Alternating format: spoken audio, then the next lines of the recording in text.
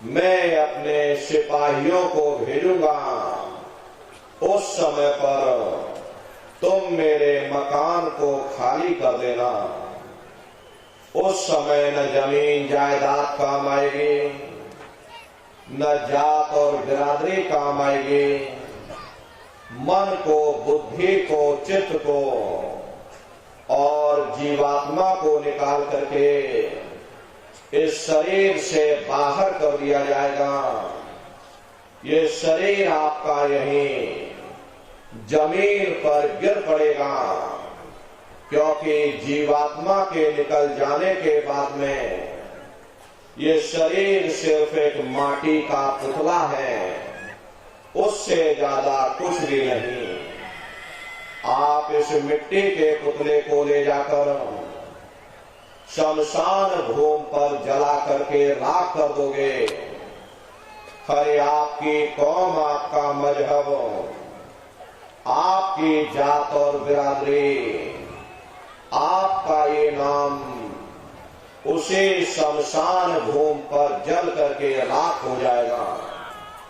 जिस जात और बिरादरी के लिए हम लोग लड़ते झगड़ते थे, जिस धन दौलत को पाने के लिए हमने आपने न जाने कितने बुरे खोटे कर्म किए, तो मौत के समय में ना ये जात और बिरादरी काम आई, ना ये धन दौलत काम आया, सब कुछ हमारा यही छूट गया। और एक जीवात्मा को ले जाकर ऊपर धर्मराज की कचहरी में पेश कर दिया गया।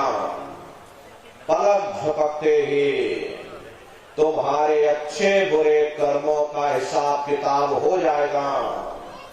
धर्मराज तुमको सजा सुना देंगे, ले जाओ इनको फलाने नरक में डाल दो, क्योंकि मैंने इनको मौका दिया था, मैंने इनको मनुष्य शरीर दिया था कि अब की बार गीता रामायण को पढ़ करके, उन धर्म पुस्तकों को पढ़ करके, किसी संत महात्मा की खोज करके, उनके बताए हुए रास्तों पर चल करके, उस मालिक की भक्ति करके अपनी जीवात्मा का कल्याण करा लेना।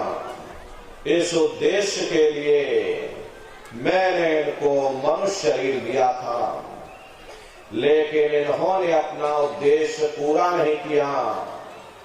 जब जब ये मनुष्य शरीर में आए, कभी इन्होंने विचार ही नहीं किया कि आखिर ये मनुष्य शरीर हमको क्यों मिला, क्या इसका उद्देश्य है, मरने के बाद हम कहाँ जाएंगे, हमारे बाल बच्चे कहाँ जाएंगे, हमारे रिश्ते नातेदार कहाँ जाएंगे, और कैसे इनकी जीवात्मा का कल्याण होगा।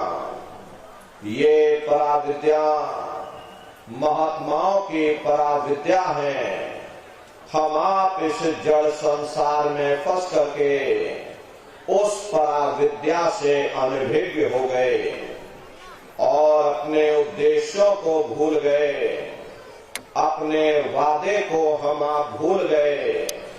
वो वादा जो हमने आपने माँ के गर्भ में किया था, जब माँ के गर्भ में हम आप उल्टे लटके हुए थे, सिर हमारा नीचे था, पैर हमारे ऊपर थे, उस समय परमात्मा से वादा किया कि हे परमात्मा, इस बार हमको मनुष्य शरीर दे दो, हम भजन करेंगे, भक्ति करेंगे, हम अपनी जीवात्मा का कल्याण करेंगे। लेकिन मनुष्य शरीर मिलने के बाद में ना आपने भजन किया, ना भक्ति की, बस माया की छाया में फंस करके इस मिथ्या जगत को अपना मान करके हम आप इसी में गोता खा रहे। हरे नर नारियों, इस दुनिया में हित मित भाई बंधु, रिश्ते नातेदार, कुटुंब परिवार वाले, इनमें से कोई भी चीज तुम्हारी जीवात्मा को इस अधोगति से बचा नहीं सकती। हम कौन हैं, हम कहां से आए हैं और हमें जाना कहां है, ये मानव मात्र के लिए एक जटिल प्रश्न बना हुआ है। इस प्रश्न का हल तब तक नहीं होगा जब तक इस धरा भूमि पर कोई संत महात्मा फकीर न मिल जाए। इसीलिए वह मालिक अति दया और कृपा करके संतों महात्माओं को इस धराधाम पर भेजते हैं। संत महात्मा फकीर यहाँ पर आकर के हम जीवों को समझाने की कोशिश करते कि भाई हम आए वही देश से जहां तुम्हारा धाम तुमको घर पहुंचावना एक हमारा काम। हम उसी देश से आए हैं जिस देश के तुम रहने वाले हो, परंतु तुम अपने सच्चे देश को छोड़ करके इस झूठे काल और माया के देश में फंस गए। हरे नर नारियों, यह देश तुम्हारा देश नहीं, तुम्हारा देश सचखंड है। ये कौम तुम्हारी कौम नहीं, तुम्हारी कौम सतनाम है और ये जीवात्मा उस सतनाम रूपी समुद्र की बूंद है। इस बूंद को समुद्र से मिलाओ, यानी इस जीवात्मा को उस परमात्मा से मिलाओ।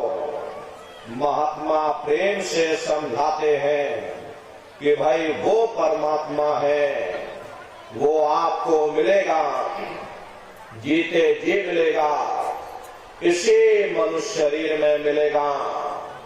इसी मनुष्य शरीर के अंदर जा करके परमात्मा से मिलने का वह एकमात्र दरवाजा है। उस दरवाजे का भेद केवल संतों महात्माओं को ही प्राप्त है।